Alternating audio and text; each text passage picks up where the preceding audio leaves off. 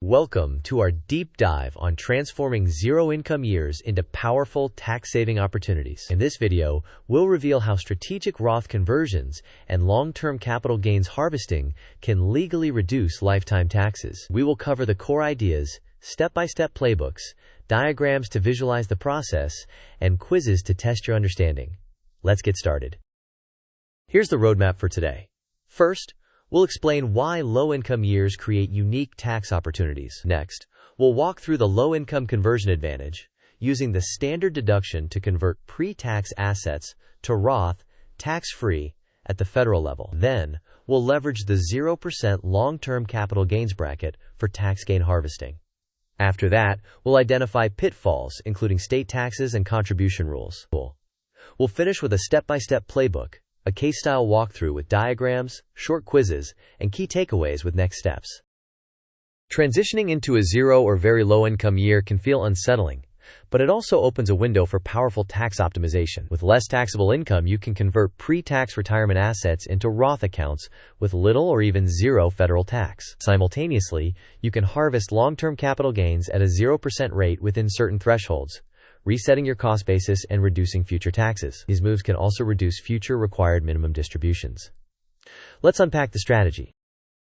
First, let's focus on the low-income conversion advantage. When your taxable income is minimal and sits under or around the standard deduction, you can convert traditional IRA or 401k funds into a Roth IRA, potentially incurring no federal income tax on that conversion. The standard deduction effectively shelters part of your conversion amount. This not only front-loads tax-free growth, but also reduces future required minimum distributions by moving money out of pre-tax accounts. If your income plus conversion exceeds the standard deduction, consider a partial conversion while carefully modeling your marginal tax bracket. The goal is to optimize conversions within low brackets to reduce lifetime taxes.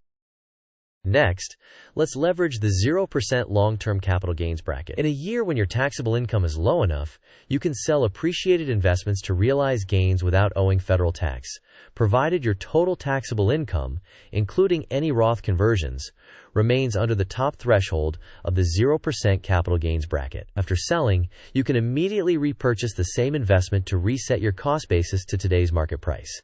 This is often called tax gain harvesting. It reduces or eliminates taxes on those gains in the future when you later sell.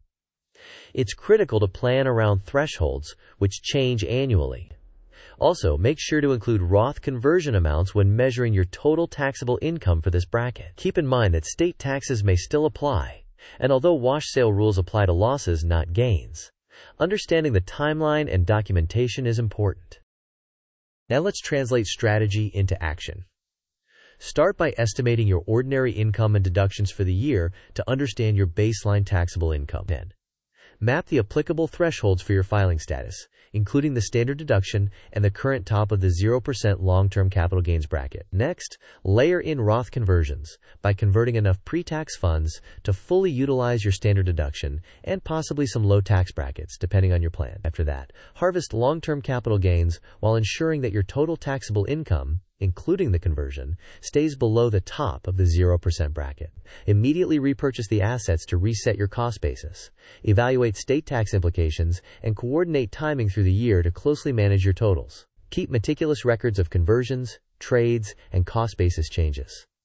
Finally, involve a certified public accountant to verify the modeling and ensure legal compliance. This timeline depicts a quarterly approach. In the first quarter, you project your annual income and set targets for how much Roth conversion you can do within the standard deduction and how many long-term capital gains you can realize within the 0% bracket. In the second quarter, you execute an initial Roth conversion and a small test harvest to validate your projections. In the third quarter, you reassess actual income year to date, adjust the remaining conversion amount, and harvest additional gains if room remains. In the fourth quarter, you finalize conversions and any last harvesting while confirming that thresholds are not exceeded and all documentation is complete. This staged approach reduces surprises and keeps you within targets. This table summarizes practical thresholds and reminders. The standard deduction for married filing jointly is over $30,000 according to our context, but always verify current year amounts since these change. The top of the 0% long-term capital gains bracket for married filing jointly is around the mid-$90,000 range of taxable income. Note that Roth conversion amounts are included in taxable income when evaluating the 0% bracket. State tax treatment varies, so federal 0 does not guarantee state 0. Also, earned income is required for new IRA contributions, meaning without earned income you cannot make new contributions, though conversions are still allowed. Finally, Roth conversions can help reduce future required minimum distributions by lowering pre-tax balances. This comparison highlights trade-offs. Converting now in a low-income year can let you use the standard deduction as a shield and possibly low tax brackets, reducing lifetime taxes and shrinking required minimum distributions. It also increases the share of assets that will compound and be withdrawn tax-free under Roth rules.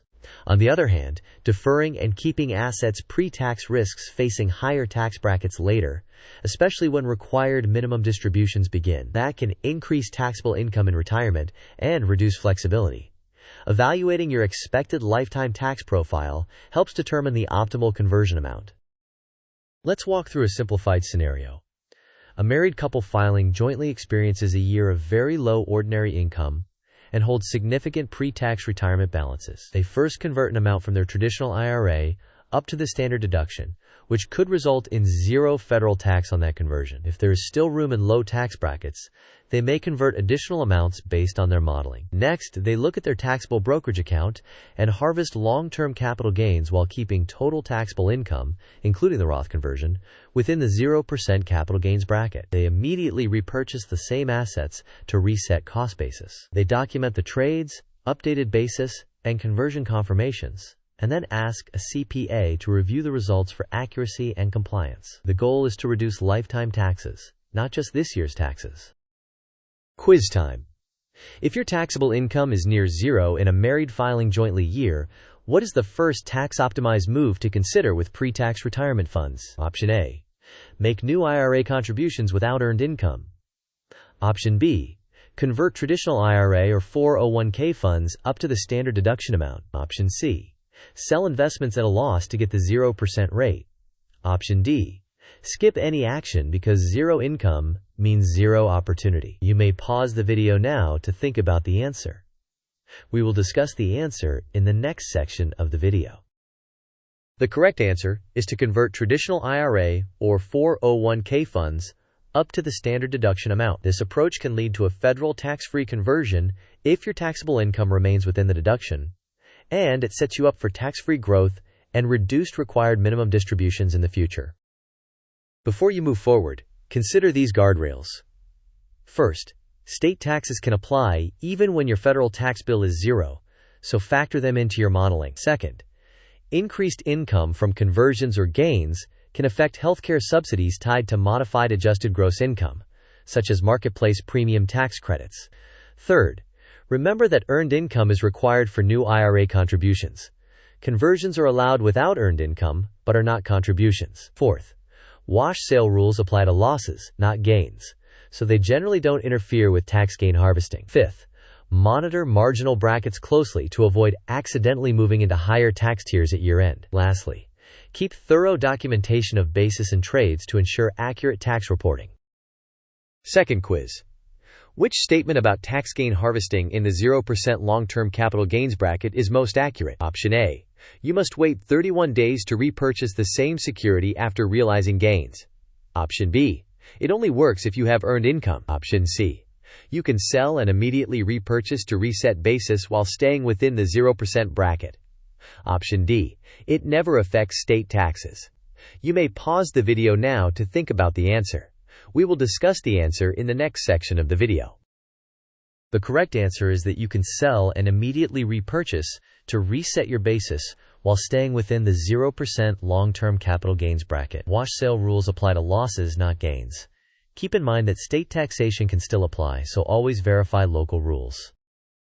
This pie chart conceptualizes your lifetime tax exposure across 3 buckets: Roth tax-free assets, pre-tax tax-deferred assets, and taxable brokerage assets subject to capital gains and dividends. The strategy we've discussed aims to increase the Roth portion by converting during low-income years and decrease the pre-tax portion to mitigate required minimum distributions. The taxable slice can be made more efficient by harvesting gains at 0% when available and by resetting cost basis to today's levels. Here is a concise reference. Use the formula that taxable income equals ordinary income plus Roth conversion amounts plus taxable long-term capital gains minus deductions. Prioritize filling the standard deduction with conversions, then harvest long-term capital gains up to the top of the 0% bracket, and verify state tax impact and any benefits interactions. For documentation, keep conversion confirmations, trade confirms and Form 1099-B when issued, updated cost basis records, and a year-end tax projection from your CPA. Here are the key takeaways. Low-income years are ideal for Roth conversions at minimal federal tax. You can harvest long-term capital gains at 0% to reset cost basis and lower future taxes. Always include Roth conversions in your taxable income when measuring the 0% capital gains bracket. Be mindful of state taxes and programs like healthcare credits that can be affected by higher income. Finally, document thoroughly and involve a CPA to help with modeling and compliance. To summarize, project your income and plan iteratively throughout the year. Fill the standard deduction with Roth conversions before considering additional conversions. Then harvest long-term capital gains while staying under the 0% bracket. Account for state taxes and any benefits interactions. Finish by documenting all moves and asking a CPA to validate and finalize your plan. This content is for educational purposes only and does not constitute tax, legal, or investment advice. Tax laws and thresholds change regularly and vary by state. Consult a qualified certified public accountant or advisor who can review your individual circumstances before implementing any strategy. Thanks for watching. If this video helped you understand how to use low-income years to reduce lifetime taxes, please like the video, share it with someone who could benefit, and subscribe for more content. Drop your questions and your own strategies in the comments. We'd love to hear how you plan to use your next low-income year.